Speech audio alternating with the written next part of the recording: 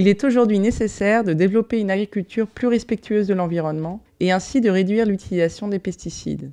Cependant, les agents pathogènes constituent une menace pour la sécurité alimentaire et il est primordial de diminuer leur impact sur les cultures. Face à ces attaques, les plantes mettent en place deux principales stratégies pour se défendre. Une première ligne de défense est basée sur l'immunité basale. Ainsi, les plantes produisent pour se protéger de nombreux composés antimicrobiens. Pour déjouer cette immunité, les agents pathogènes déploient un arsenal de petites protéines appelées effecteurs. Ces petites protéines ciblent directement les protéines de défense de la plante et les neutralisent. Les plantes ont développé une deuxième stratégie de défense, des gènes de résistance qui codent pour des récepteurs capables de détecter les effecteurs pathogènes. Lors d'une attaque, il suffit alors qu'une des petites protéines de l'agent pathogène soit détectée pour bloquer plus efficacement l'invasion microbienne. Mais les agents pathogènes sont capables d'adapter leurs armes et de rendre rapidement inefficaces les gènes de résistance.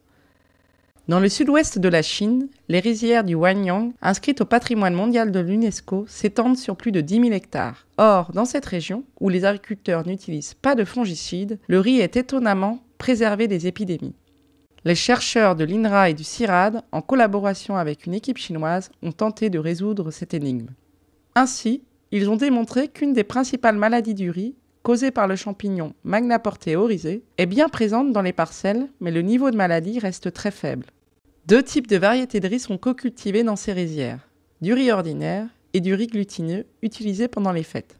Les scientifiques ont montré que les variétés glutineux présentent une forte immunité basale et peu de gènes de résistance, tandis qu'à l'inverse, les variétés de riz ordinaire possèdent une faible immunité basale et beaucoup de gènes de résistance. Ainsi, ces deux types de variétés de riz ont conduit à l'existence de deux populations spécialisées de champignons. Une première population s'est spécialisée dans la production de très nombreux effecteurs afin de contrer au mieux l'immunité basale des riz glutineux en neutralisant les gènes de défense.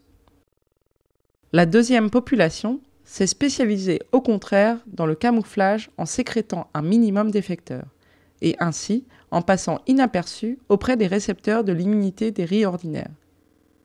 Ces deux armées d'agents pathogènes, ultra spécialisés, sont donc incapables de combattre sur tous les fronts.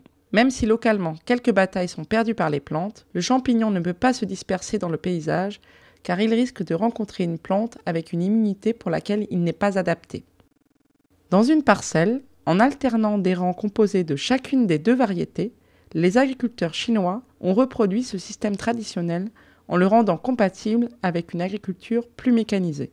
Désormais, les chercheurs français vont mener des expérimentations similaires sur les cultures de blé en France. Ils espèrent ainsi démontrer que le mélange de variétés avec des systèmes immunitaires différents permet de développer des agrosystèmes plus durables. Ce type de pratique pourra ensuite être testé dans d'autres cultures.